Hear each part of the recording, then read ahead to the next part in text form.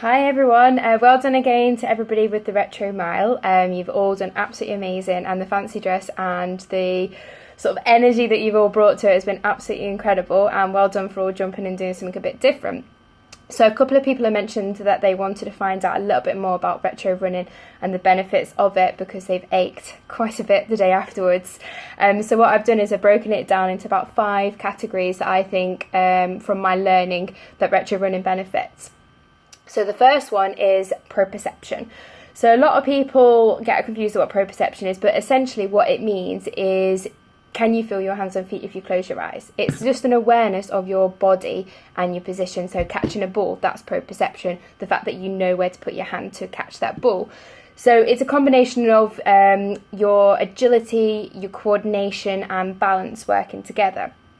So proprioception can be broken down further into 3 categories, which is visual, audio, and body coordination. So you can train proprioception, which is why people do drills like catching balls, just because it makes them better at it. So why would you train proprioception backwards running? Well, to train your proprioception, you need to do balance and coordination work. You also need to do locomotion drills, so movement, and you also need to be aware of your position and your posture. So retro running incorporates all of that. And a lot of you will probably have found out that as soon as you started running backwards, you felt like Bambi. You felt really overwhelmed, thinking, oh my God, I'm going to fall over. I can't see what's going on. But then as soon as you got into a rhythm, you was aware of where you needed to place your feet. You was aware of when you needed to check. And that's your proprioception that you're training. So the second thing I'm going to talk about, which retro running is really good for, is your peripheral vision. So your peripheral vision is basically around there. So we don't really use our peripheral vision that much because when we look at each other, we look like that, or we turn to look at someone when we're on a phone, when we're looking at a TV. We don't actually do much peripheral vision work, but it's something you can train. And the reason why you're training it is because your reactions will be faster. So for example, if you're a swimmer, or you're doing triathlons and you're swimming in the open water, just having a little bit more strength in your peripheral vision will help you with sighting. It'll help you see where your competitor is. So it's just an exercise with the retro running that you can train quite easily. The third thing, that retro running does, it works on your balance. And I don't just mean balance as in terms of running, but it also works on balance in terms of our muscle tone. So a lot of us are lopsided. That's just how it is. We favour one side of our body. If we write with the right hand, we've got a stronger bicep on our right hand. It's just what we favour one side of our body. So when you are doing a lot of your strength and conditioning work, it's really, really important to incorporate like one-legged stuff. But what I mean in terms of retro running about balance is it actually strengthens something called the posterior muscles, which basically means if you cut yourself in half, the back part of your body and the front part is called your anterior. So a lot of us don't use the posterior part of our body very well, which is why we get really, really bad backs, or, we're in this position. So if you think when you're cycling, you're hunched down, when we're sat down, we're hunched down, when we're in front of a computer, everything we do, we're in this closed position. When you're running backwards, you have to be upright. You can't run backwards in the hunched position.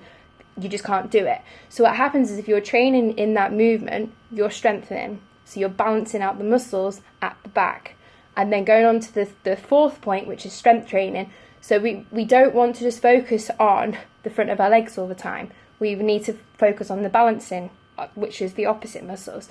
So I actually worked with Manchester Met University last year looking at what retro running does and how it works. And the conclusion of that, I will send you the link to the video of what they found from their findings. But essentially what they determined was, if you strengthen the posterior chain, which is the back side, it means that your anterior chain, your front muscles, don't have to work as hard when you're exercising. So in an endurance point of view, it essentially means that you can go for longer because your front muscles aren't having to do double the workload because your back muscles are actually doing something. So that's what they've concluded through their research from the retro running. So essentially, in a weird type of way, going backwards is the way forwards. Great. And then the last point, it works on your mental health.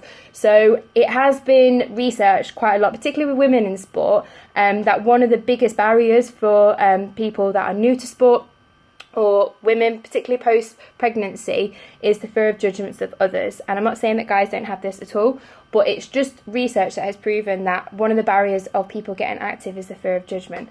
Now, if you can run backwards and you don't care what anyone thinks, that is going to help strengthen your confidence and your mental health. It also helps you really think about your body, so you can pick up on niggles, because you're going into mindfulness, because you can't switch off the same running backwards as what you do forwards, because you've got to pay attention. So you can think about your posture, you can think about, are you over rotating?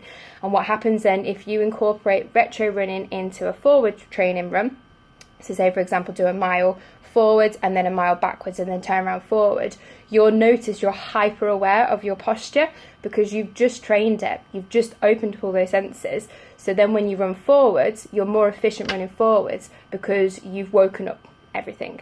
So I hope that makes sense. I can talk about this all day, but I'm conscious that you probably don't want to listen to me talking forever. But if anyone wants to ask me any more questions, please just pop me a message. I've been doing this for 6 years now, on and off, and I've gone up to half marathon distance. I've done 3 half marathons.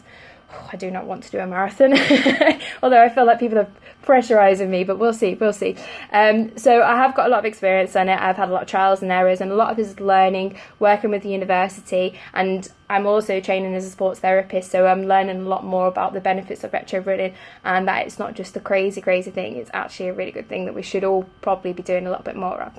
So thank you, goodbye.